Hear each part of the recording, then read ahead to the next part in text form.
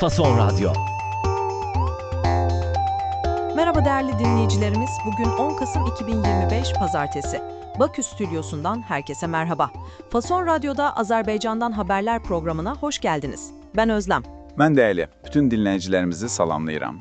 Ali'cim, notlarına şöyle bir göz gezdirdim de, dünkü yayınımızda konuştuğumuz Zafer Günü kutlamalarının yankıları hala sürüyor anladığım kadarıyla. Ama bugün daha çok siyasi ve ekonomik gelişmeler var sanki. Notlarında ilk sıraya aldığın Batı Azerbaycan söylemi konusu dikkatimi çekti. Bu biraz ciddi bir konu galiba. Nedir tam olarak? Bəli Özlem, bu son vaxtlar hökumət səviyyəsində tez-tez dilə gətirilən bir məsələdir. Meydan TV-nin xəbərinə görə hökumət bugünkü Ermənistan ərazisinin tarixi Azərbaycan torpağı olduğu və Azərbaycanlıların o torpaqlara qayıtmalı olduğu yönündə bir təbliğatı maliyyələşdirir. Bilirsiniz ki, Meydan TV daha çox müxalif mövqeyi ilə tanınır. Bir dakika. Tebligat kelimesi bizdeki propaganda ile aynı anlama mı geliyor, yoksa daha çok tanıtım gibi bir şey mi? Bəli, eynilə sizin propaganda dediyiniz mənanı verir.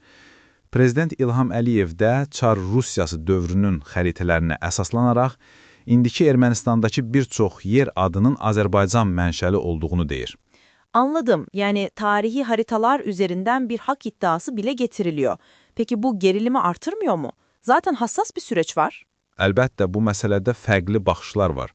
Elə Azadlıq.org saytının xəbərində də Rusiyanın Xarici İşlər Nazirliyinin mövqeyi yer alıb, onlar Bakı ilə İrəvanın normallaşma üçün daha çox çalışması gərəkdiyini vurğulayıblar. Yəni, beynəlxalq tərəflər sülh prosesinin davam etməsini istəyir. Anlaşıldı. Siyasetin bu hararetli gündeminden biraz uzaklaşıp halkın cebine bakalım istersen. Notlarında akaryakıt zammı haberi var. Bu hikaye bize hiç yabancı gelmiyor da. Bəli, bu da Meydan TV-nin xəbəridir.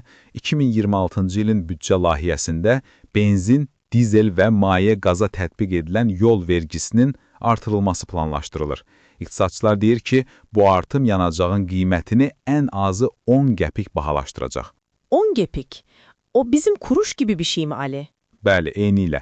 1 manat 100 qəpikdir. Yani küçük gibi görünüyor ama pompa fiyatlarına yansıması ve diğer her şeye zam olarak dönmesi an meselesidir. Enflasyon canavarı her yerde aynı çalışıyor demek ki. Neyse, güzel haberlere geçelim. Dün judoda bir altın madalyadan bahsetmiştik. O madalyaların devamı gelmiş sanırım. Bəli, elədim. Səudi Ərəbistanında keçirilən 6-cı İslam həmrəyliyi oyunlarında judoçularımız ümumilikdə 9 medalının yarışları başa vurdular. Day.az saytının yazdığına görə Zelim Kotsoyev gümüş, Uşangi Kokauri ilə bürünc medal qazanıb. Harika, 9 madalya. Bütün sporcuları tebrik edelim buradan. Ali, son olarak notlarında Türkiye ile ilgili bir haber de var. İngiliz bir düşünce kuruluşu Türkiye'nin enerji hedeflerini analiz etmiş. Bəli, Trend.az saytının xəbəridir. İngiltərənin Ember adlı enerji düşüncə mərkəzi Türkiyənin 2035-ci il enerji hədəflərinə çatmaq üçün günəş enerjisi istehsalını artırmalı olduğunu vurğulayıb. Xüsusilə dam tipli və depolamalı günəş enerjisinin önemli olduğunu bildiriblər. Güneşimiz bol. Umarım en verimli şekilde kullanırız. Ali, bugünkü notlar için çok teşekkürler. Yine dop dolu bir gündemdi. Mən təşəkkür edirəm Özlem. Fason Radyo'da Azerbaycan'dan haberlerin bugünlük sonuna geldik. Yarın yine aynı saatte buluşmak üzere. Hoşça kalın.